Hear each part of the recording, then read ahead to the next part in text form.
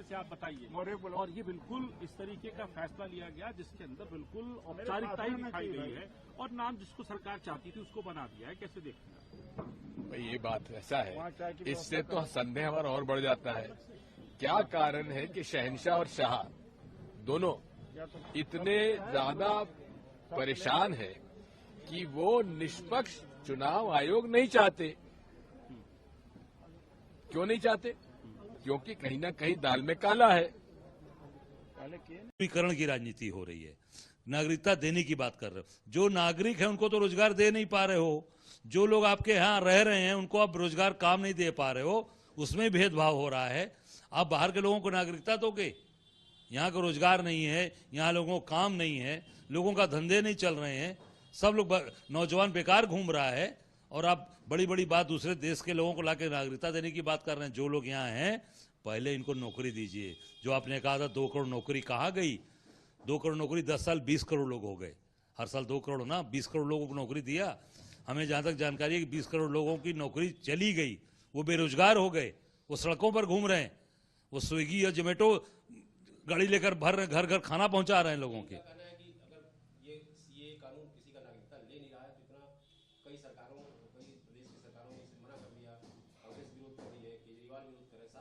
निश्चित तौर से आप गलत, आपने ध्रुवीकरण की राजनीति करने के लिए इसमें लागू किया है। अगर इसको लागू करना था तो जब ये कानून पास किया गया राज्यसभा लोकसभा, उसी दौरान आपको कानून लागू कर देना चाहिए था।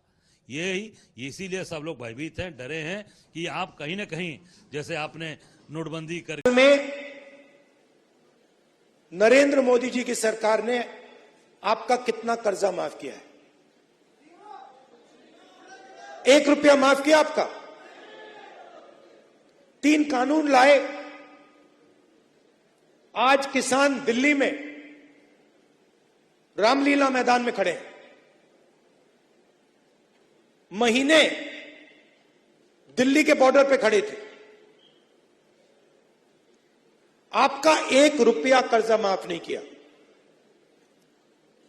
और हिंदुस्तान के सबसे बड़े अरबपतियों का 16 लाख करोड़ रुपया माफ किया है।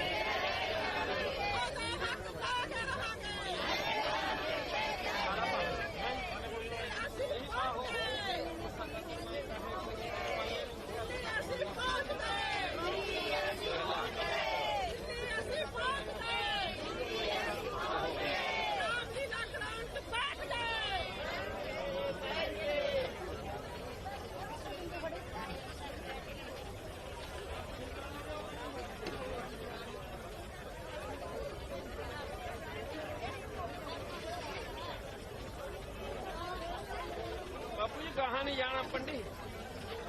इधर आ जाना ना,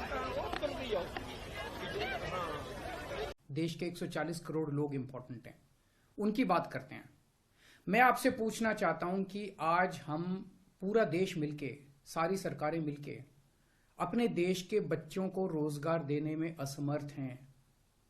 जो इतनी भारी संख्या में बाहर से आप पाकिस्तान, बांग्लादेश के लोगों को हमारे देश में लाके बसाना चाहते हो, उनको नौकरियां कहां से दोगे? उनके लिए नौकरियां कहां से आएंगी?